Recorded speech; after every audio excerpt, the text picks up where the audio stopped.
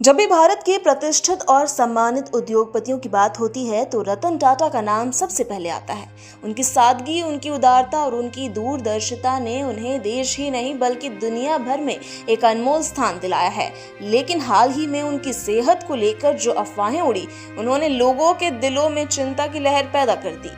खबर आई कि 86 वर्षीय रतन टाटा को आईसीयू में भर्ती कराया गया है और वो ब्लड प्रेशर से संबंधित समस्याओं से जूझ रहे हैं।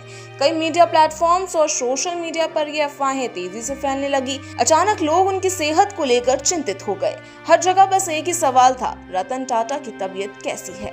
लेकिन यहाँ कहानी में एक ट्विस्ट आया। खुद रतन टाटा ने सोशल मीडिया पर एक पोस्ट किया और सभी गलतफहमियों को दूर कर दिया। रतन टाटा ने अपने एक्स हैंडल पर पोस्ट करते हुए स्पष्ट किया कि ये सारी खबरें अफवाह है और उन्हें कोई गंभीर स्वास्थ्य समस्या नहीं है। उन्होंने कहा कि वो केवल रेगुलर मेडिकल चेकअप के लिए अस्पताल गए थे, जो उनकी उम्र से जुड़ी सामान्य प्रक्रिया है। उन्होंने इस बात पर जोर दिया कि उनकी हालत ठीक है और चिंता की कोई बात नहीं है। रतन टाटा ने अपनी पोस्ट में ये भी लिखा कि मैं इन अफवाहों से अनजान नहीं हूँ। मैं बस सभी को आश्वस्त करना चाहता हूँ कि मेरी तबीयत ठीक है और मीडिया से विनम्र अनुरोध है कि वो इस तरह की गलत खबरें से बचें। अब सवाल ये उठता है कि आखिर ये अफवाहें फैली कैसे। दरअसल रतन टाटा अब अपने स्वास्थ्य को देखते हुए सार्वजनिक जगहों पर कम ही नजर आते हैं।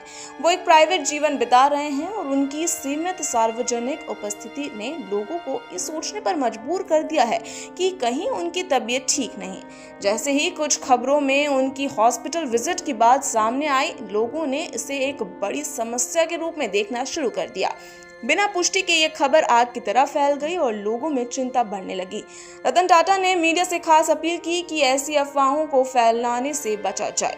उन्होंने इस पर भी जोर दिया कि उनकी सेहत को लेकर फैलाई गई गलत खबरें पूरी तरह से बेबुनियाद है।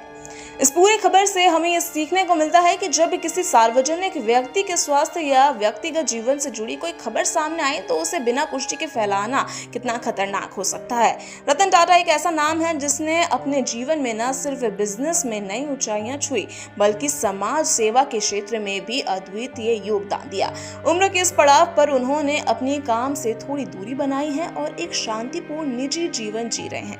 टाटा समूह से रिटायर होने के बाद रतन टाटा ने हमेशा यह सुनिश्चित किया है कि उनका जीवन सादगी और शांति से भरा रहे। और जब बात आती है उनके स्वास्थ्य की तो वो नियमित चेकअप पर भरोसा करते हैं ताकि किसी भी संभावित समस्या का समय रहते पता लगाया जा सके।